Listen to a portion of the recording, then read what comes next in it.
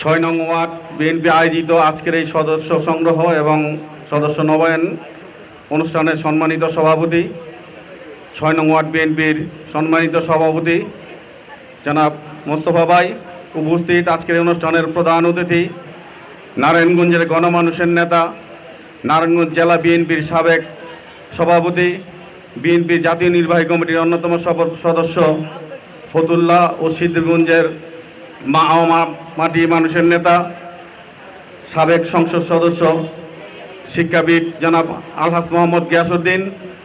আমাদের মাঝে বিশেষ অতিথি হিসেবে উপস্থিত আছেন সিদ্ধিরগঞ্জ থানা বিএনপির সম্মানিত সভাপতি জনাব নারায়ণগঞ্জ জেলা বিএনপির অন্যতম সদস্য জনাব মাজেদুল ইসলাম মাজেদ ভাই। বিশেষ অতিথি সিদ্ধিরগঞ্জ থানা বিএনপির সাবেক সাধারণ সম্পাদক জনাব এম এ হালিম জুয়েল ভাই। বিশেষ অতিথি সিদ্ধিরগঞ্জ থানা বিএনপির ভারপ্রাপ্ত সাধারণ সম্পাদক জনাব আবুল হোসেন। বিশেষ অতিথি সিদ্ধিরগঞ্জ থানা বিএনপির অন্যতম সহসভাপতি জনাব এস এম আসলাম ভাই।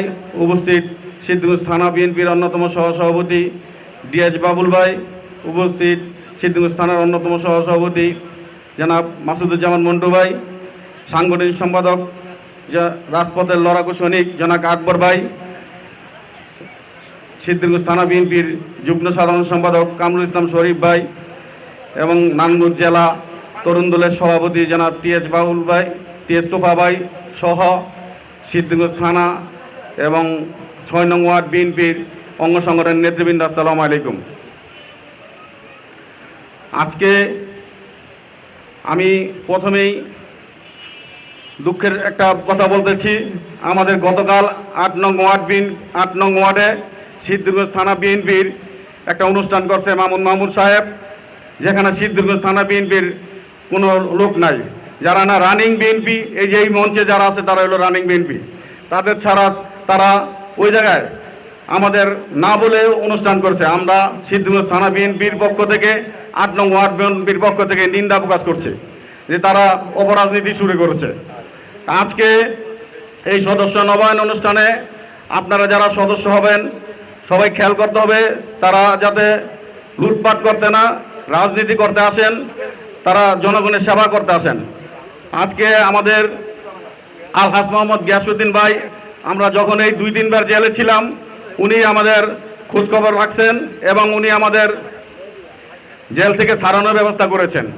আমরা পুরা রোজার মাস সহ ঈদ সহ ওই জায়গায় আমরা কাটিয়েছি, কিন্তু উনি আমাদের সমস্ত খোঁজখবর রাখছেন।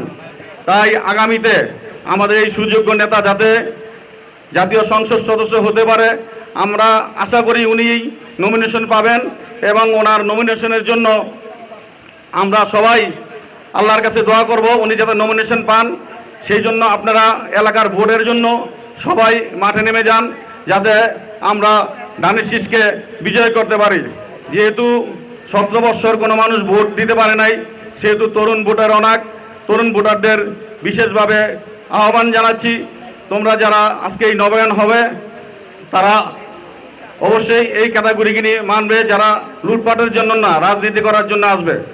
আজকে যাতে কোনো আওয়ামী লীগের দোসর আমাদের এই সদস্য হতে না পারে সেই আহ্বান জানিয়ে আগামীতে গিয়াসউদ্দিন সাহেবকে এমপি হিসাবে দেখতে চাই, সেই আহ্বান জানিয়ে আমি আমার বক্তব্য শেষ করছি। আসসালামু আলাইকুম। বাংলাদেশ জিন্দাবাদ, বাংলাদেশ জাতীয়তাবাদী দল জিন্দাবাদ, শহীদ প্রেসিডেন্ট জিয়াউর রহমান।